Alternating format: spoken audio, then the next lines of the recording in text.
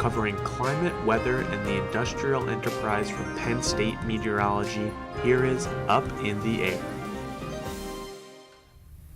Welcome to another episode of Up in the Air. I'm Mike Susko alongside Vivian Renning, and we have an exciting weekend ahead for us here at the university. We got spring break. I am so excited for spring break. I luckily get to go home this break. I'm going to go home, go skiing, get to see my parents, and our brand new puppy. I'm very excited. What are you doing over spring break? I'll be doing mostly work over spring break. Unfortunately, I have some assignments I have to get done. I will be seeing my dog, who's a little older, not a puppy anymore, but at least I get to spend time with her and my family, so it'll be a good time. That sounds like a really great time. We have a full show today. We're going to be joined by Logan Westrop on the climate wall, and we also have stories about Neanderthals, ice cream, and severe storms. All that and more, but first, here's Update in the Air.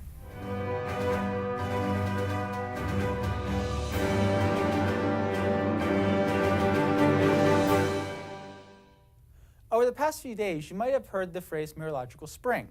The season of spring officially begins on or around March 21st of each year, but this year we begin spring a bit earlier on March 20th. That's because the spring equinox, when the sun is directly over the equator, occurs on March 20th. In meteorology, seasons are defined a little differently from astronomical spring, when the sun determines the position of the season. Meteorological seasons depend on annual temperature cycles. Generally, we think of winter as the coldest time of year and summer as the warmest, with spring and fall as the transitions between the two. According to NOAA, meteorological spring is May, April, and March. Summer is June, July, and August, with fall including September, October, and November. And finally, winter claims December, January, and February. Observations and forecasting led to the creation of these seasons, and they are more closely tied to our wall and desk calendars than astronomical seasons. It has become incredibly easier to calculate the seasonal statistics from monthly statistics, which is used for agriculture, commerce, and other purposes. Severe thunderstorms spawned tornadoes and triggered widespread flooding last week. The system stretched from Texas to eastern Canada and prompted emergency declarations in Missouri, Indiana, and Illinois. High winds and heavy rains raised rivers to flood barriers, in some locations surpassing 60 feet. Cincinnati alone received over 3 inches of rain overnight last Sunday, prompting the high flooding. There have been 4 confirmed deaths from this system and many millions of dollars of damages. While communities recover, scientists continue to analyze the storm trends and create policy that will protect vulnerable communities. Many officials urge county and state governments to prepare for more storms of this magnitude, as the global climate shifts to favor more intense and frequent storms. For thousands of years, crops were at the potential mercy of pests and diseases. Some outbreaks in the past caused massive famine and starvation, like the Great Potato Famine of 1845 to 1849 in Ireland. Technology has found a way to help reduce the risk of these outbreaks, but we now have another factor that might tip the scale in favor of the pests and diseases: climate change.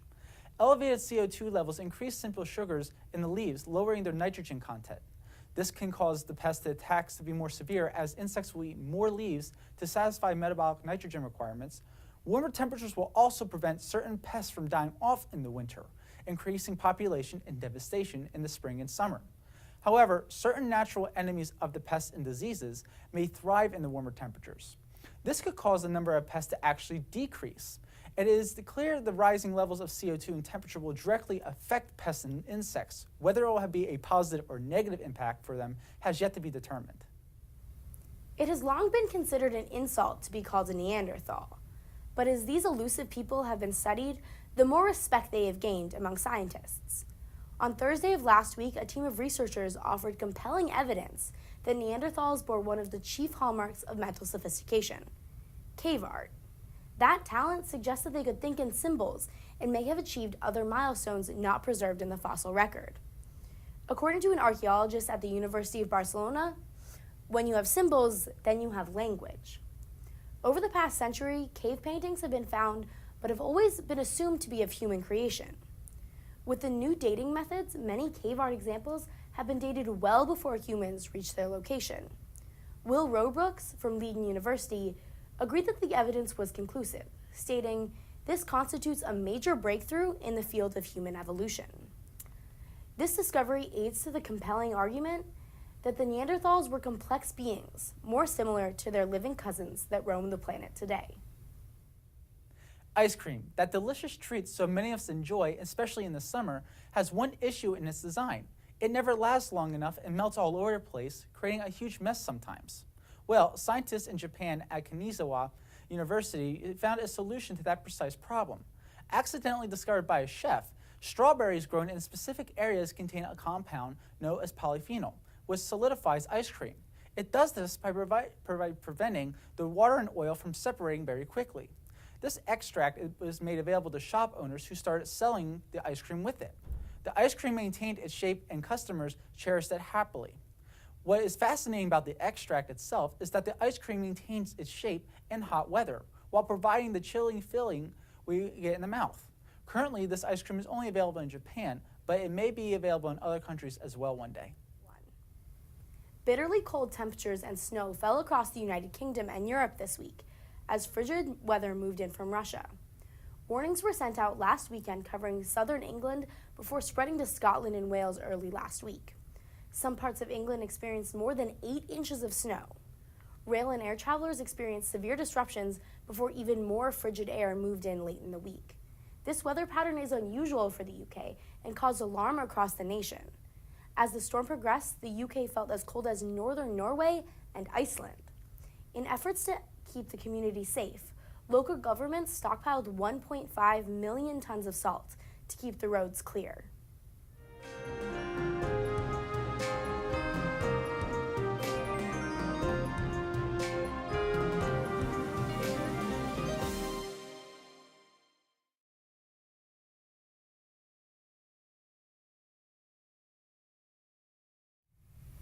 Welcome back to the show. We now have a feature on long-range forecasting from Kobe McCabe and our very own Chris Landolfi. Since even before the days of satellites and accurate weather data, people have wanted to know what the weather will be like when they step outside. Through the centuries, as technology improved, so did the tools to accurately forecast the weather. Before the invention of the telegraph in the mid-19th century, it was impossible to utilize short-range forecasts. Without a way to communicate these forecasts to others, many people were more interested in seasonal long-range weather forecasts. People began to use anything from flowers to rodents to predict the weather. Punxsutawney Phil, the legendary groundhog, first began predicting when spring will arrive in 1886. Many of these prediction methods proved accurate only around 40% of the time. Still, even in the modern age, many people want to know, what will the weather be in the long term? So who can potentially use these long-range forecasts?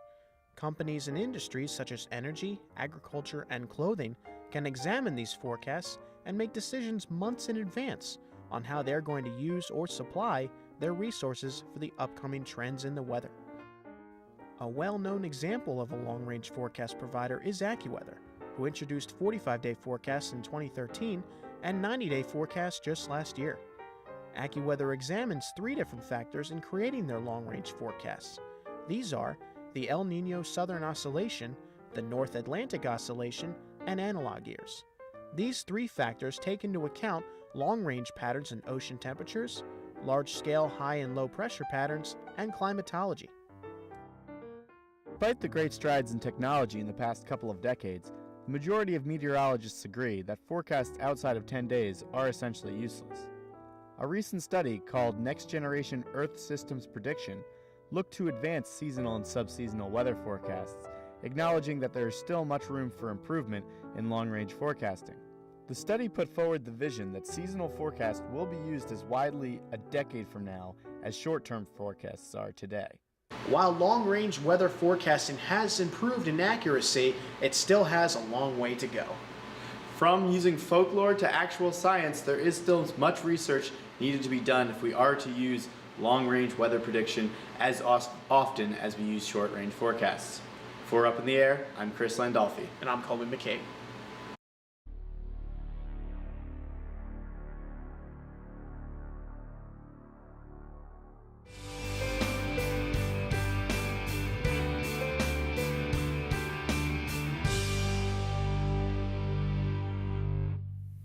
Welcome back to the show. So Mike, overall February has been a very soggy month here in State College We got a few days in the last week to kind of dry off, but overall there's been so much precipitation this month. That is true, and this February has actually been the wettest on record since we began keeping records. Will that pattern hold into March? We have to go to Logan Westrup, who's at the climate wall for that. Logan, what's the beginning of March have in store for us? Yeah, Mike, for February, we actually had a record of 5.86 inches of liquid precipitation here for the entire month. And I don't know if March is going to turn out to be as wet, but the first part of March should be around neutral, and I'll have more on that in just a few moments. Taking a look at our climate wall info for State College, we are having our average around 41 degrees, giving our average low in the mid-20s at 24 with a mean around 33. Our record high was set back in 1976 at 72 degrees, and a record low set back in 1994 at -1. Taking a look at our temperature outlook for the period of March 6th to March 12th over the parts of the Northwest and especially into Montana and Wyoming, we will continue to see below normal temperatures there, overspreading into Oregon, Washington, and California. As we look into the deep south and parts of the southeast, especially over the Carolinas, we will continue to see those below normal temperatures continuing in there. And as we look into the northeast, we could even see above normal temperatures in parts of New York, Vermont, and continuing into New Hampshire and Maine as well.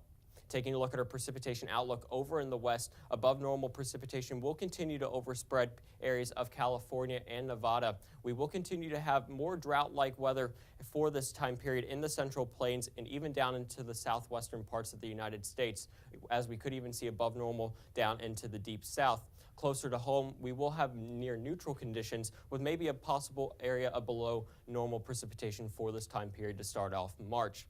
Taking a look at our drought monitor across the United States, we still continue to see these orange and red shadings over parts of Arizona and New Mexico, and even looking into the drought over Texas and Oklahoma, where we continue to see those red shadings indicating that areas are under severe drought, and we won't really see any relief in the coming weeks there. Looking closer to home in the northeast, we continue to see droughtless conditions here, maybe just above normal in parts of the eastern Pennsylvania areas, but other than that, looking pretty clear over the northeast. Taking a look at our snow depth across the United States, we've really seen it retract over the past week as we've had warmer conditions overspreading the area. We even have some snow holes in parts of the northwest, even in the mountains as well, but we continue to see the highest packs of snow in the Cascades and the Rockies in the northwest.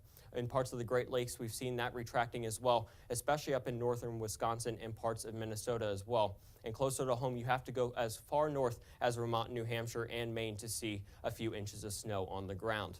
Taking a look at our weekend forecast for everyone traveling home, especially on Saturday, we will continue to see partly cloudy conditions with temperatures around average at 43 degrees. Sunday looks to be beautiful as well, with the high sitting at 44. So Mike and Vivian, everybody that's traveling home should experience great weather.